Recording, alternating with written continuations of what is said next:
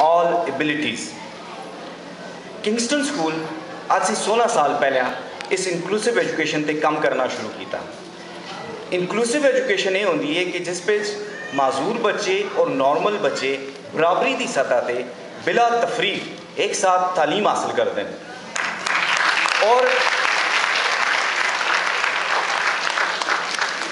और आजकल पूरी दुनिया में इंक्लूजन की गल होंदी है कि इन्हां बच्चों इन्हां अफरादा अपने हर जिंदगी के हर शोबे में इन्हां अपने नाल मिलाओ।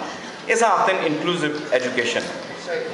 जिथे तक गल होंदी है जी इंक्लूजन मैटर्स जिहड़ा इस साल का थीम है, ये असां ये दसदा है कि ये जिहड़े माजूरी के शिकार बच्चे हैं इन्हां आम जरनल स्कूलों में विद देयर टीचर सपोर्ट कि अगर टीचर्स थोड़ा जहा ट्रेन किया जुले तो ये बच्चे नॉर्मल स्कूलों में भी पढ़ सकते हैं।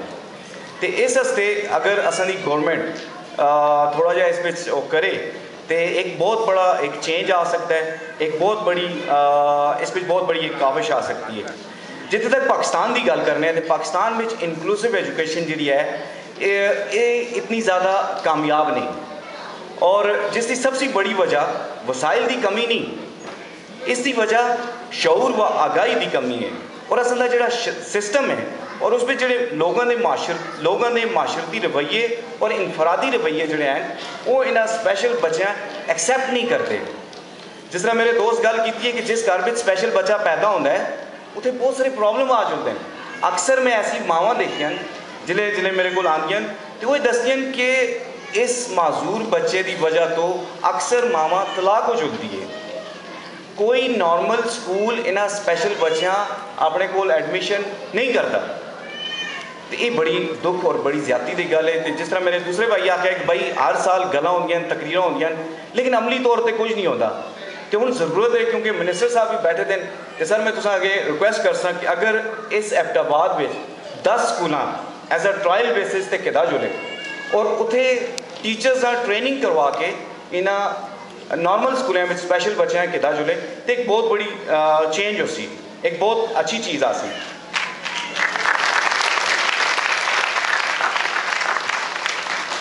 एडिशनल कमिश्नर साहब बैठे थे तो मैडम मैं एक चीज़ तुसां अगे अर्ज कर सा कि असां दा जिहड़ा माशरा है ये इंक्लूसिव माशरा नहीं, और उसकी सबसे बड़ी वजह ये है कि माशरा जिहड़ा बनता है वो तालीमी निज़ाम पर बनता है।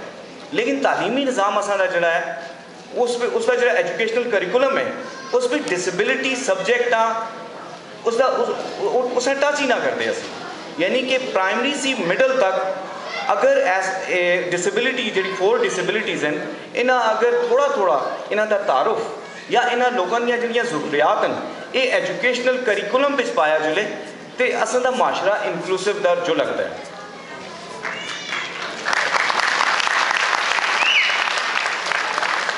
फिर मैडम सबसे बड़ा इतने मिनिस्टर साहब सबसे बड़ा जो इतने मसला है एबटाबाद में वो ये वे कि इन्होंने स्पैशल बच्चों से कोई एजुकेशनल बोर्ड नहीं।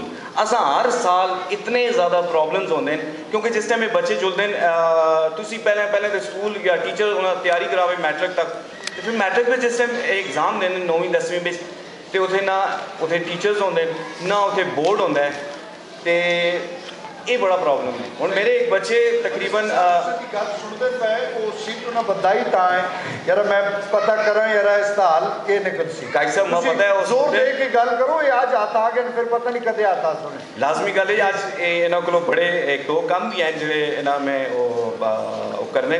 फिर मैडम इस तो बाद असां कोल जिहड़ा इस पूरे असां दे एबटाबाद विच और असां दे पूरे KPK विच कोई special education they teachers training का कोई इदारा नहीं। सही जिहड़ा सबसे बड़ा मसला है क्योंकि जब तक ये टीचर्स मॉडर्न जिहड़ियां टेक्निक्स एंड मैथोडोलॉजीज इन्हां ना अपना सन तो ये इन्हां बच्चों वास्ते खातर ख्वाह उन्होंने रिजल्ट्स नहीं आते। सही और जितनी भी जिहड़ियां तुसां नाल गल्लां कीतियां ये अपना 16 साल का जिहड़ा इन्हां बच्चों नाल जिहड़ा काम कीता है और इसकी ब्यूटी ये दसना ने कि 16 साल में जिहड़ा ये नॉर्मल और स्पैशल बच्चे पढ़े ने ना ये होया है कि असां दे एक बच्चे कोरिया से गोल्ड मेडल जीते हैं जी माशाल्लाह मेरे को माशाल्लाह पिछले साल मेरे को एक बच्चा आया है ऑटिज्म से मुतासरा हुआ बच्चा है उसकी वालदा कैनेडा से फ़ोन किया है और उन्हें उसे कैनेडा के एजुकेशन सिस्टम उन्हें आखिर इस बच्चे नहीं ठीक कर रखे मेरे को शायद वालद भी उन्होंने उस बच्चे से बैठे थे तो उस बच्चे में एक बहुत मेजर चेंज आई है एक साल में। इस तो अलावा किंगस्टन स्कूल ने नैशनल लैवल पे तकरीबन 30 एक मैडल जीते। किंगस्टन स्कूल के जोड़े बच्चे इस टाइम गूंगे बहरे बच्चे वो मैट्रिक में अपीयर हो रहे हैं और बहुत अच्छे नंबर ले रहे हैं।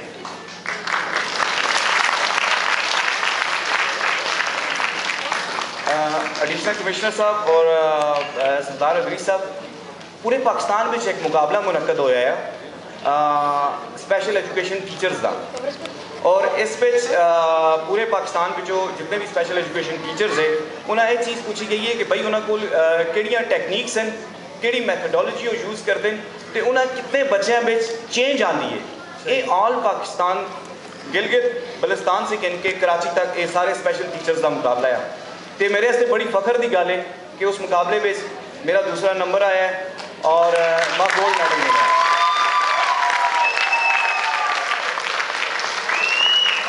दरअसल ये मेरी एक बच्ची है फ़िज़ा तस्लीम, फ़िज़ा थोड़ा सा आ गया। फ़िज़ा तस्लीम सर मास्टर इस कीता ने उर्दू में। माशाल्लाह माशाल्लाह माशाल्लाह। बच्ची का शॉट लाओगी इन्होंने शॉट लाओ और गाई साहब इतने तुसा अगे रिक्वेस्ट कर सा जिस टाइम इस बच्ची मैट्रिक किया है इस 578 नंबर के दिन तो मैट्रिक करने तो बाद जी मैट्रिक करने तो बाद जो फर्स्ट ईयर में दाखिले स्कूलों में गए इस दाखिल कराने वास्ते तो किसी स्कूल इस दाखिला नहीं देता सिर्फ इस वजह तो कि भाई इस अगर दाखिला दिता गया तो असला स्कूल बदनाम हो जाए।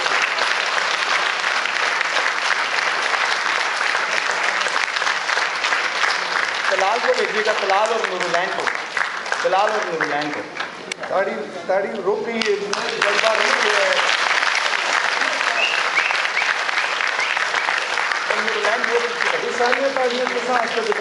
सारे पेज और वो भी दे के साथ भेजिएगा। सारे बच्ची ने गूंगी बहरी बच्ची ने 9वीं पेज 403 नंबर के देने नॉर्मल बच्चा मेरे इसी का एक प्लान है उस मैट्रिक में 585 नंबर के देने। माशाल्लाह माशाल्लाह। शायद भाई इस साल सर सरदार अदरीस साहब इस साल अमेरिका के एक मैगजीन जिसने लिखा गया PhD जो है स्पेशल एजुकेशन उन्हें लिखा है और उन्हें किंगस्टन स्कूल के बारे में तकरीबन 4 सफ़े लिखे इन्हों की मैथडोलॉजी टेक्निक्स जोड़े यूज़ करते हैं। ये बच्ची ने सर हॉल में अगर किसी भी काजी साहब कुछ आपको उसकी तस्वीर बना सकें 2 अधना 40 सेकेंड में गूंगी बहरी बच्ची ने सामने वो मिनिस्टर साहब उन्होंने तस्वीर दिल पढ़ा थले रखने से कुछ अच्छा कोई चीज देव जी